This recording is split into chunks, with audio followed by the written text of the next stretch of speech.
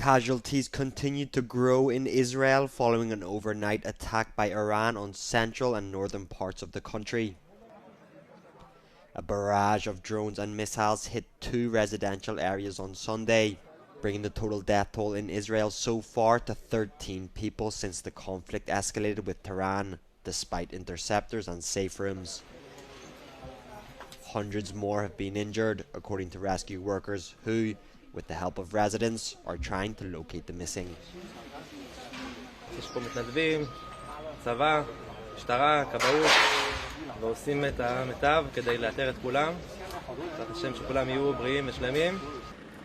Israel has a sophisticated missile defense system that is able to intercept most projectiles fired at it, but officials have always said that it is imperfect. The attacks come after weeks of escalating tensions between Israel and Iran over Tehran's nuclear program.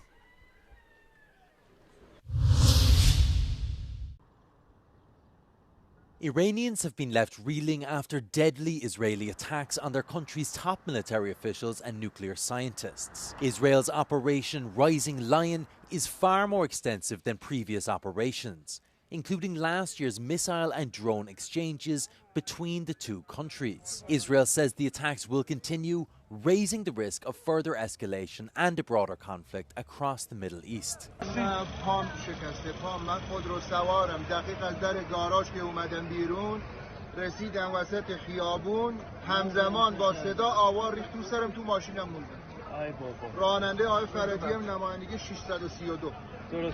الان بهتر هستین خدا رو شکر از زیر آوار صدا تو سرم نمیدونم چه خبره فقط الان صدا تو سرم میپیچه نمیفهم.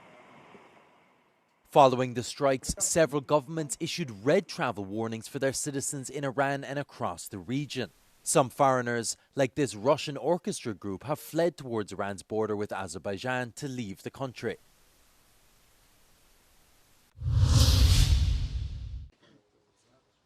Russia launched a fresh aerial attack on Ukraine overnight, including nearly 200 drones and several types of missiles, say Ukrainian authorities. More than half of the weapons were downed by Ukraine's air defense. In the southern city of Kherson, 1 person was killed and another injured. The main target was the Poltava Oblast region, where there were no reported casualties, but energy and agricultural facilities were hit by debris. On the other side, Ukrainian intelligence agents have attacked an industrial power substation in the Russian city of Kaliningrad, according to local media reports. As a result, electricity supply to consumers was cut off, including to Russian defense industrial base facilities and the Russian armed forces located nearby. Local authorities in Russia also said that 1 person had died and 13 more were injured after Ukraine struck a drone production site in Tatarstan.